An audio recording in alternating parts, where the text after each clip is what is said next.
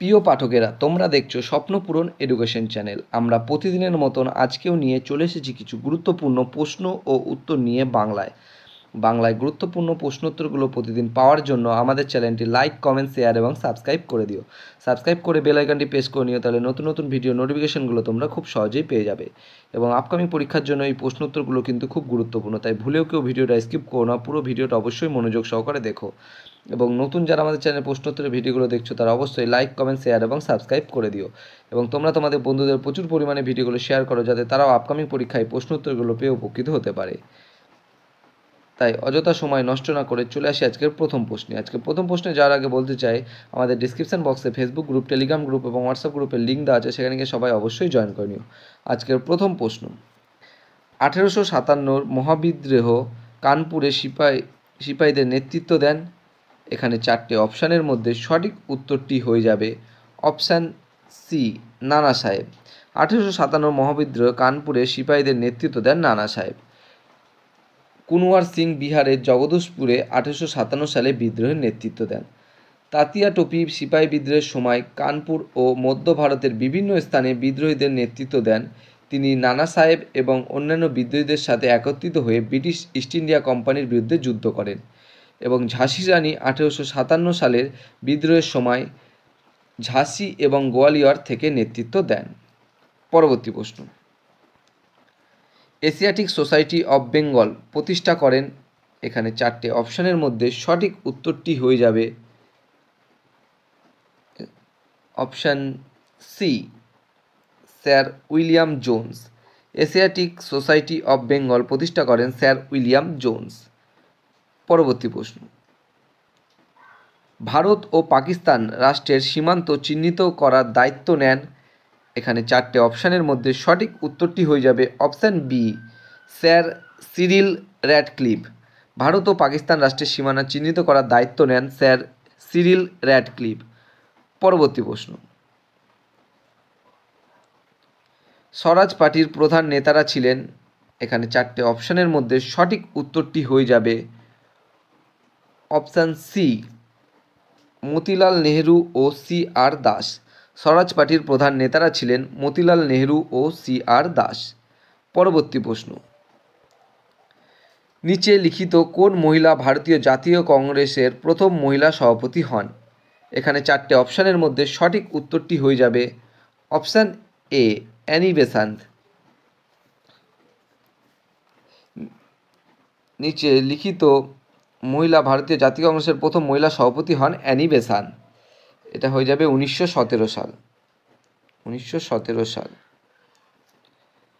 এবং সরোজিনী নাইডু ভারতীয় জাতীয় কংগ্রেসের প্রথম ভারতীয় মহিলা সভাপতি নির্বাচিত হন। স্বাধীন ভারতে তিনি উত্তরপ্রদেশ রাজ্যের রাজ্যপাল ও হয়েছিলেন। সরোজিনী নাইডু ছিলেন ভারতীয় স্বাধীনতা আন্দোলনের একজন সক্রিয় যোদ্ধা।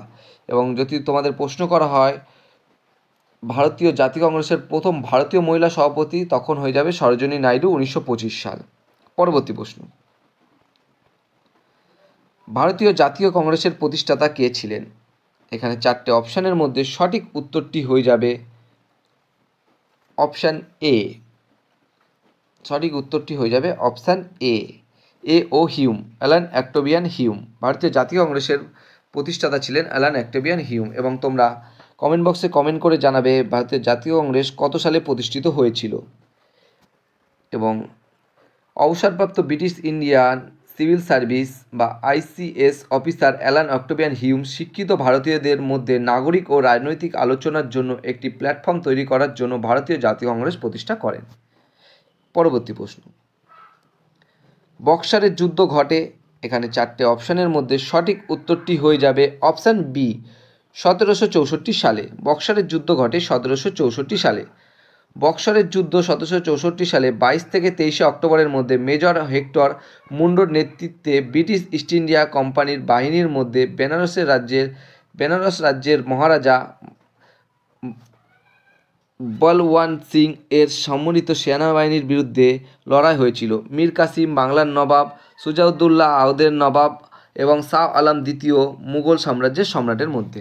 পরবর্তী প্রশ্ন,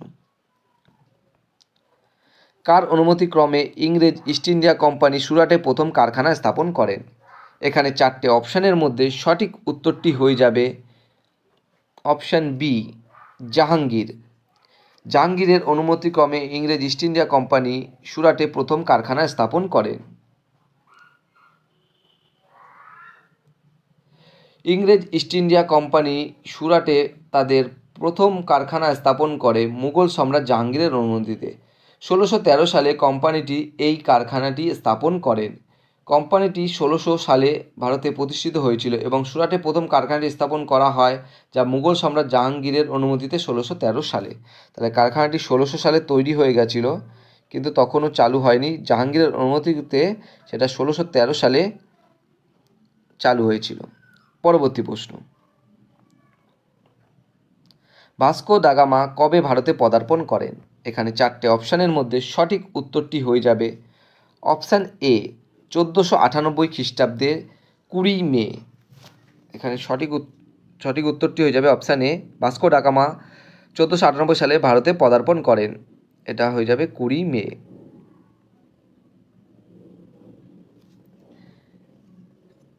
তিনি প্রথম ইউরোপীয় যিনি সমুদ্রপথে ভারতে পৌঁছান। তিনি 1498 সালে 20 মে কালিকট বন্দরে এসে পৌঁছান। তার আগমনের সময় কালিকটের রাজা ছিলেন সামুদিরি বা জামোরিন। ভাস্কো দা গামা 1498 সালে 29 আগস্ট কালিকট ত্যাগ করেন। তিনি 1502 সালে ভারতে প্রত্যাবর্তন করেন। তিনি 1524 সালে ভাইসরয় উপাধি সহ ভারতে গভর্নর হিসাবে নিযুক্ত হন। তিনি 1524 সালে কোচিতে মারা যান। তিনি তাহলে কত সালে মারা যান? 1524 সালে। কোথায় মারা যান যদি বলা হয়? কোচিতে মারা যান। পরবর্তী প্রশ্ন, ফতেপুর সিক্রিতে ইবাদতখানার নির্মাতা ছিলেন। এখানে চারটে অপশানের মধ্যে সঠিক উত্তরটি হয়ে যাবে অপশান সি, আকবর। ফতেপুর সিক্রিতে ইবাদতখানার নির্মাতা ছিলেন আকবর এবং এটি তৈরি করেছিল 1575 সালে। আকবর 1575 সালে ইবাদতখানা তৈরি করেন, যেখানে বিভিন্ন ধর্মীয় চিন্তাবিদ ও নেতাদের একত্রিত করে আলোচনা করার জন্য একটি নির্দিষ্ট স্থান তৈরি করা হয়েছিল। এটি মূলত একটি বিতর্ক বা আলোচনা কক্ষ হিসাবে ব্যবহৃত হতো। ইবাদতখানাটা একটি বিতর্ক বা আলোচনা কক্ষ হিসাবে ব্যবহার করা হতো। পরবর্তী প্রশ্ন, মালিক কাফুর কার সেনাপতি ছিলেন? এখানে চারটে অপশানের মধ্যে সঠিক উত্তরটি হয়ে যাবে অপশান ডি, আলাউদ্দিন খিলজি। মালিক কাফুর আলাউদ্দিন খিলজির সেনাপতি ছিলেন। পরবর্তী প্রশ্ন, গৌতম বুদ্ধ কোথায় নির্বাণ লাভ করেছিলেন? এখানে চারটে অপশানের মধ্যে সঠিক উত্তরটি হয়ে যাবে অপশান ডি, বোধগয়ায়। গৌতম বুদ্ধ নির্বাণ লাভ করেছিলেন বোধগয়ায়। বোধগয়ায় তিনি নির্বাণ লাভ করেছিলেন। অপশান ডি হয়ে যাবে সঠিক উত্তর। 49 দিন ধ্যানের পর 35 বছর বয়সে গৌতম বুদ্ধ বোধগয়ায় অশ্বত্থ বৃক্ষের নিচে নির্বাণ লাভ করেছিলেন।